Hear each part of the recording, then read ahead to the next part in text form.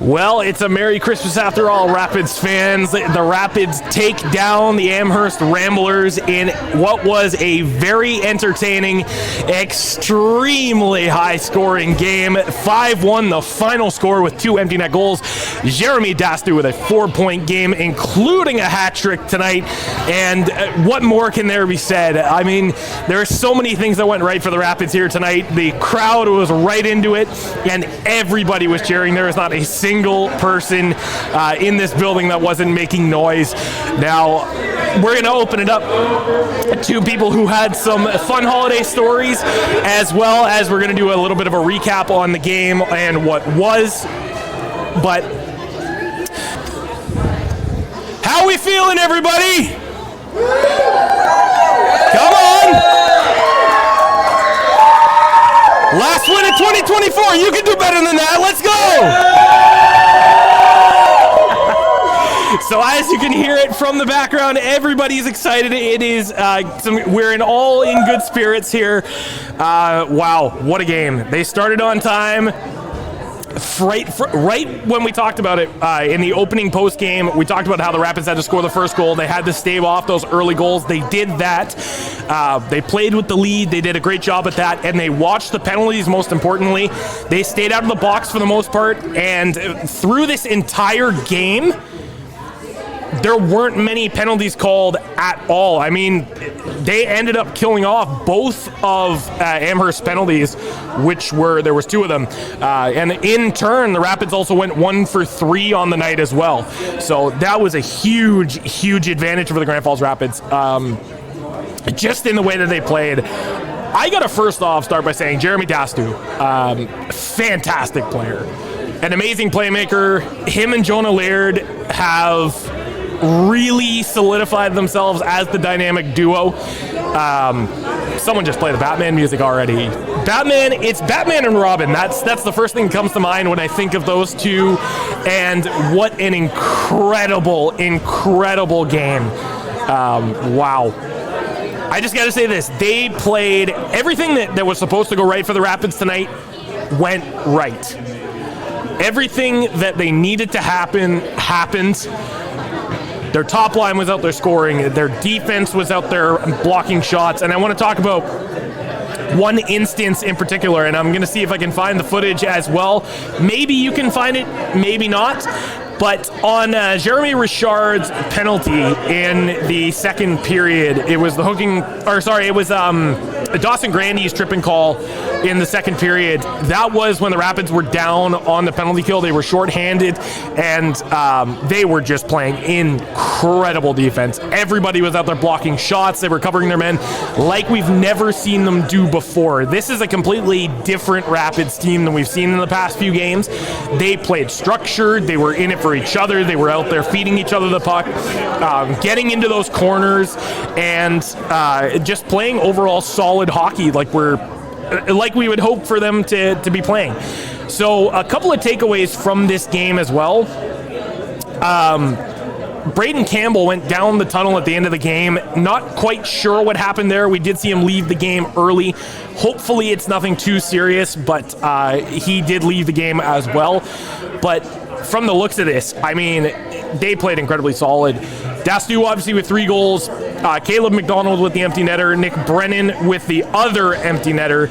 And Jonah Laird obviously with 3 assists tonight. And Adam LaCour standing so tall and just facing all 44 shots and saving all but 1 on the Amherst Ramblers.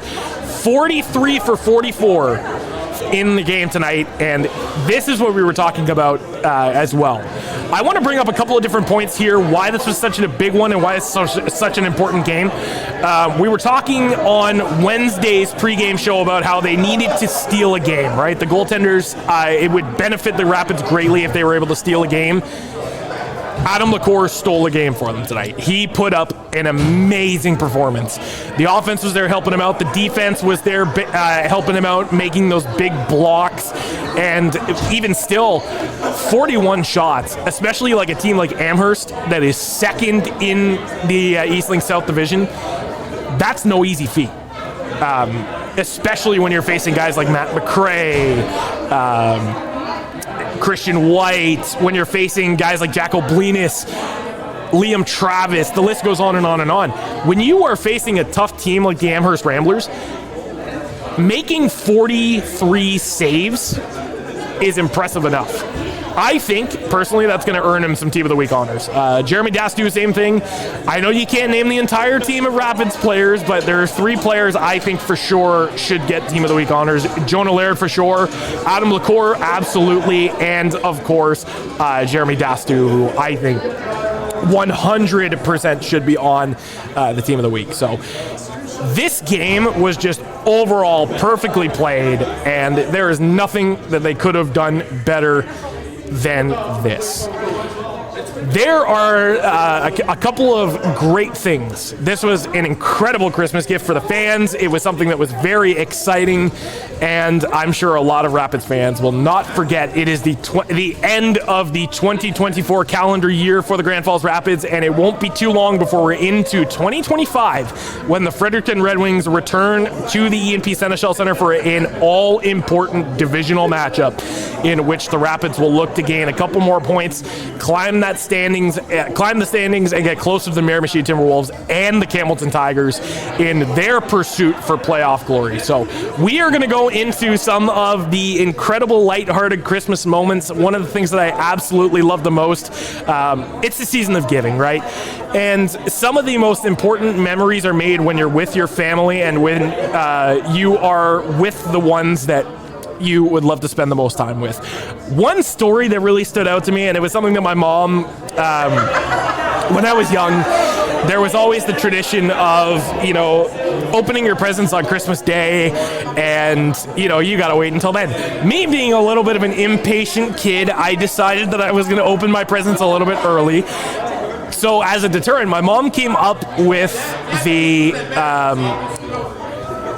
story that Santa Claus would use blue dye. So if you opened your presents early, it would get all over your hands and he would know that you were going to be on the naughty list. So that was a little bit of a lighthearted story. It always makes me smile every time because that's just the excited kid that I was growing up. We had a couple of really good stories as well that people were telling me on the intermission. One that really stood out to me was there was a man named Jace. He was with his family. This was 2 Christmases ago, and he was volunteering down at a homeless shelter in, I don't remember where the area was volunteering down at a homeless shelter, and it was him and his family that were doing it. He said there's no greater feeling in the entire world than helping those in need, giving them a warm meal, and giving them a nice big hug. And you know what? I couldn't agree more, because though people view Christmas as a time of, yes, you're going to get gifts, and it's Santa Claus and everything like that, and yes, it's all about being festive, but for some people, it's more than that, right? We talked a little bit about being nice to the people who are, alone on Christmas, right? Or don't really have as much to go home to or enough people to spend some time with. This is one of those moments, and that story that I heard, it was just so touching because that just shows that there is a lot of good in this world. And what does this have to do with the sport of hockey? It's because it's not just that. It's the fact that there are a lot of people in town here that do the exact same thing.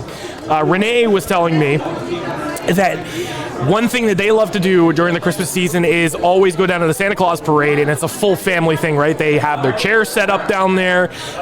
They have their hot chocolate that they bring with them, and it's just the entire family is there watching the parade and just loving the season of Christmas, right? It's all about spending time with your family and just being there for each other, right? Something that I absolutely love the most.